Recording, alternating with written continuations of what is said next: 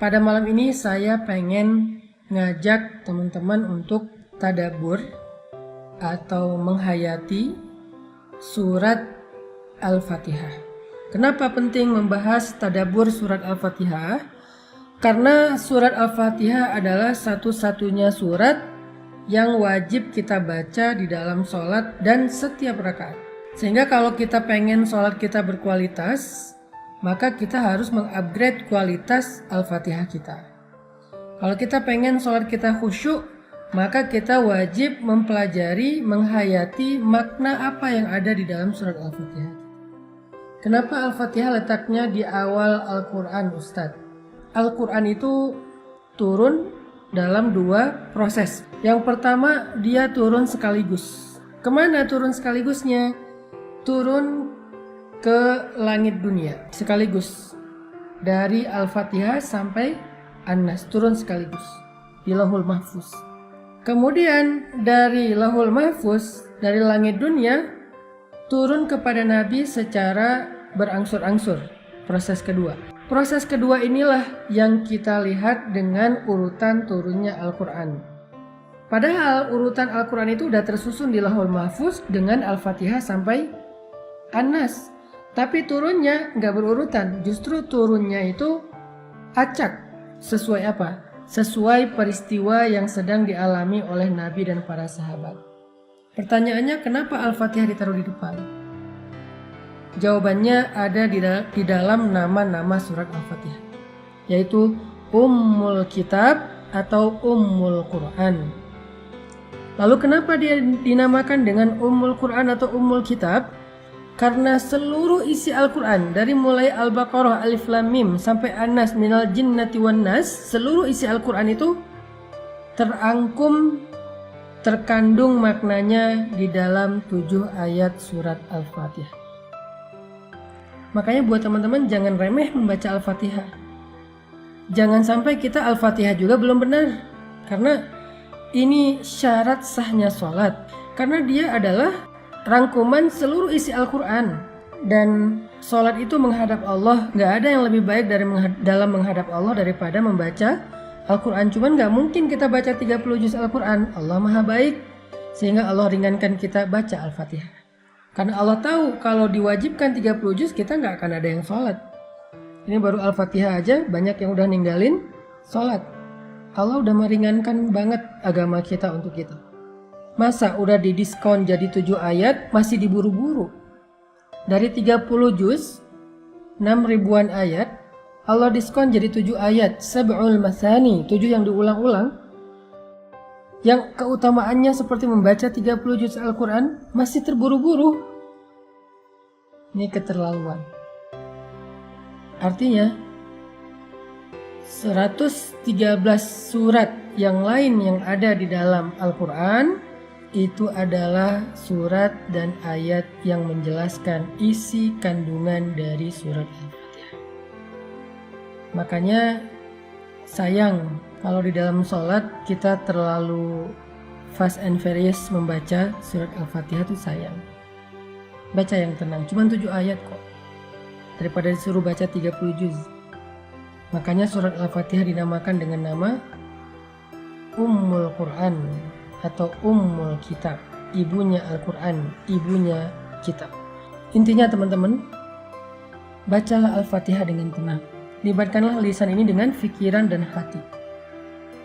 Fikiran mentadabburi pesan-pesan makna di dalam surat Al-Fatihah. Sedangkan hati mencoba untuk menghayati, belajar yakin, belajar iman, belajar takut, belajar khusyuk kepada Allah Subhanahu wa Ta'ala, sesuai dengan tadabbur makna ayat yang dibaca.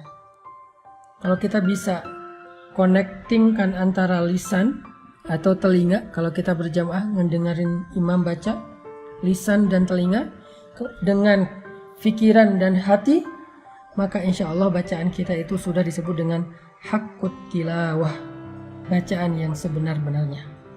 Kalau baru lisan nggak ngerti, maka ini menjadi ibadah, tetapi belum haqqut tilawah. Baru disebut haqqut tilawah kalau relevan dengan 3. Pertama, lisan dan telinga. Kedua, pikiran, dan yang ketiga hati dan perasaan. Kita fahami maknanya, kita hayati apa maksudnya. Baca perlahan-lahan supaya kita menghayati. Setiap huruf itu masuk ke dalam hati kita. Terangkai satu huruf, dua huruf, satu ayat, dua ayat, satu kata, dua kata, menjadi ayat-ayat yang berkesan di dalam hati. Itulah membaca Al-Quran dengan hati. Sehingga kalau misalnya kita terburu-buru, kita nggak akan sempat merasakannya di dalam hati. Ketika kita membaca Alhamdulillahi Rabbil Alamin, Allah bicara sama kita. Allah bilang, wahai malaikat, lihat hambaku memujiku. Jadi Allah memamerkan atau ngeposting bacaan kita, ini pakai bahasa sosmed ya. Allah ngeposting bacaan kita kepada para malaikat penjaga arsy. Allah pamerkan dan memention nama kita. Hambaku memuji aku, wahai malaikat, lihat. Alhamdulillahi Rabbil Alamin. Allah bilang, hambaku memujiku. Lalu kita bilang lagi, Ar-Rahmanir Rahim.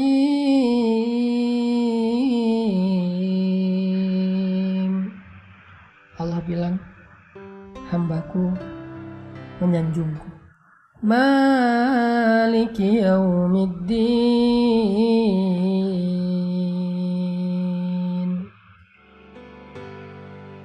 Hambaku mengagungkan aku. Iyyaka na'budu wa iyyaka nasta'in.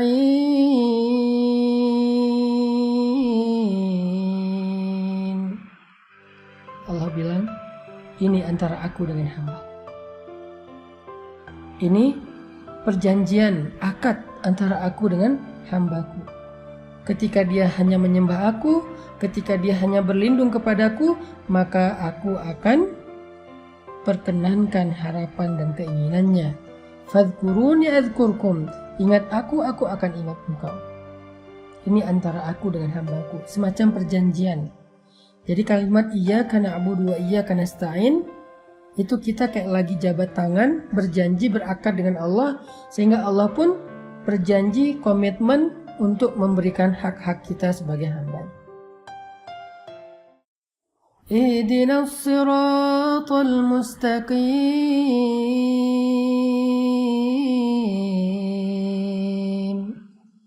Untuk hambaku, apa yang dia minta.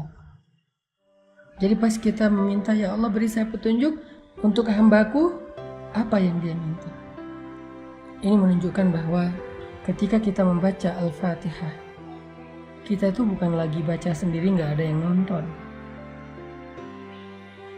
Ini adalah alasan kenapa Al-Fatihah ditaruh di awal. Kenapa Al-Fatihah penting dibaca di dalam sholat. Bagaimana cara kita membaca Al-Fatihah di dalam sholat. Apa kira-kira pengamalan atau dampak dari surat Al-Fatihah dalam kehidupan kita sehari-hari? Jawabannya pun ada di dalam nama dari surat ini. Kan tadi saya bilang Al-Fatihah ini punya banyak nama. Nama lain adalah Asy-Syifa. Apa itu Asy-Syifa? Asy-Syifa itu artinya penyembuh atau kesembuhan. Sehingga siapapun yang merasa sedang sedih, sedang galau, kecewa, siapapun yang merasa bingung dan tidak tahu arah dalam hidup, obatnya Al-Fatihah.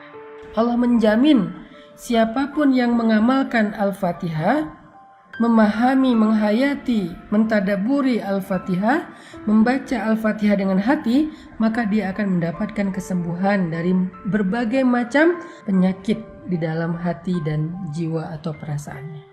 Bukan hanya terhadap penyakit jiwa, termasuk penyakit fisik sekalipun. Karena selain Asy-Syifa, Al-Fatihah juga disebut Ar-Ruqyah.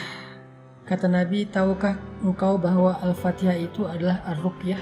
Sehingga dulu sahabat Nabi suka membacakan Al-Fatihah untuk meruqyah orang yang sedang tersengat hewan yang berbisa seperti kalajengking.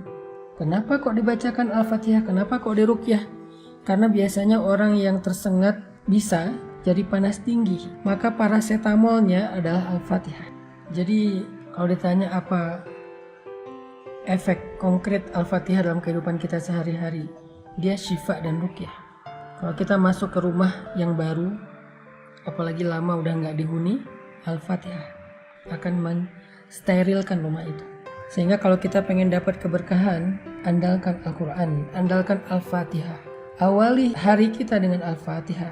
Awali pekerjaan kita dengan Al-Fatihah. Tenangkan hati kita dengan Al-Fatihah. Kalau kita mau mendapatkan keberkahan dari ayat-ayat Allah dalam hari-hari kita, dalam rumah tangga kita, dalam pekerjaan kita, dalam kehidupan pribadi kita, maka akrablah dengan Al-Fatihah. Akan Allah berikan hal-hal yang gak pernah bisa kita jelaskan secara teori atau ilmiah. Libatkan Allah dengan Al-Fatihah. Jemput pertolongan dan rahmat Allah dengan Al-Fatihah.